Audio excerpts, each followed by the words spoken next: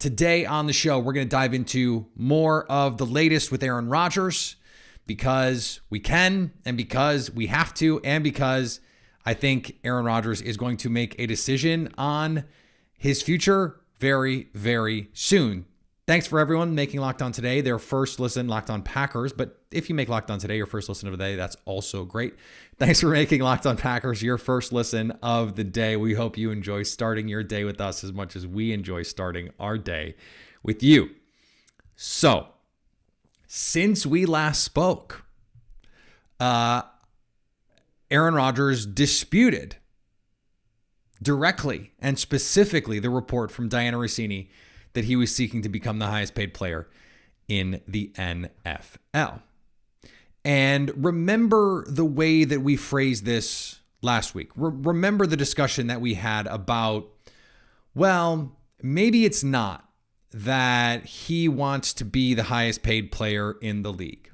Maybe it's that he wants the Packers to want him to be the highest paid player in the league. Some of this stuff is going to end up being semantics.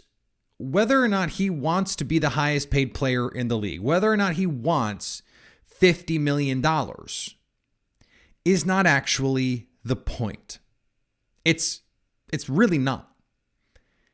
It's what is the practical effect of whatever decision that he makes. That is what matters.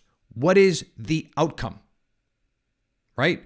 Because he's smart enough to know what the outcome is. And so here's the reality. When the Packers restructured his deal last July, they knew that in this moment, it would be trade, retire, extension. Those were the only options. He could not play. He could not play for the Packers, given their cap situation on the contract as it was constructed once it was reworked. And we've been talking about this since it happened. He can't count $46.5 million on the cap for Green Bay in 2022. He just can't. And when you go back and look at it last season, he counted $27 million on the cap. That is a workable number. And if they can get it in that range from 25 to 30, which they can do, then that's what makes sense. Here's the thing. The Packers have twice offered, at least twice, but twice reportedly offered top of market deals.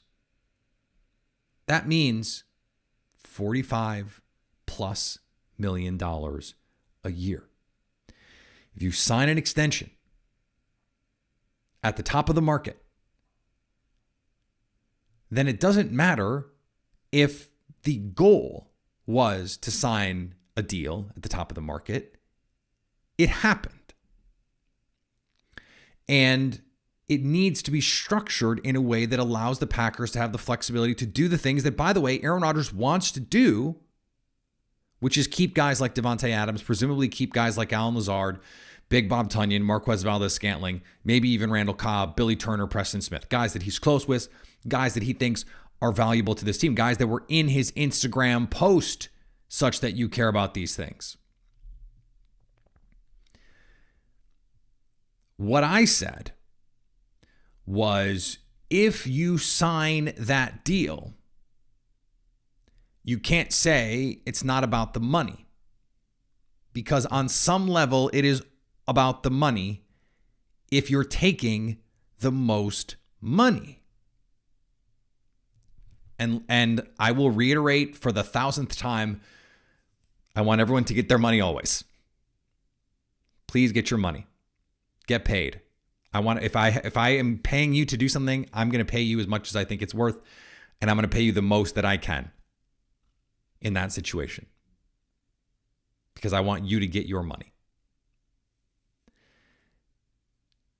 This is where we're going to land, because my prediction, and I've been saying this for months now, is he's going to come back. And he's going to come back on a 2-year deal, I think, between 90 and 100 million, with void years that makes it workable this year, that brings his cap number in between 25 and 30 million, somewhere in that range. That saves $15, $16 million or more. And then you say, okay, well, he was able to thread the needle. He and the Packers were able to thread that needle. He gets the top of market extension that, by the way, the NFL Players Association wants him to get and take. The Packers get to say, and Rodgers gets to feel wanted. Even if that was not a goal, he gets to feel that. He gets to have that affirmation. You have to think affirmation is an important thing to him. It seems like it is. And so you get everything that you wanted. You get everything that you wanted. The Packers get what they wanted. Rodgers gets what he wanted. And this team gets to go chase a Super Bowl for again.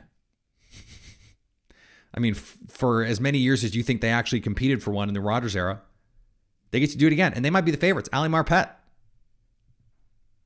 is retiring from Tampa Bay, one of the best interior offensive linemen in the league. Not even 30 years old.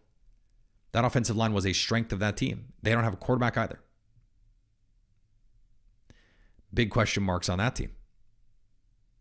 I think when the Packers, when it becomes clear Rodgers is coming back, and he announces that on Pat McAfee's show tomorrow, just a prediction,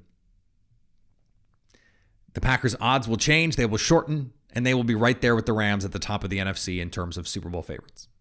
I'm telling you it's going to happen because they're going to do Davante right after. And what's interesting is you look at these deals, the Bakhtiari deal and the Clark deal and the Jones deal. They could have just been restructured. They could have just been, here's salary or bonus turned into signing bonus that is being spread out. Instead, they reworked the deal to add void years, which you do need a player's consent to do.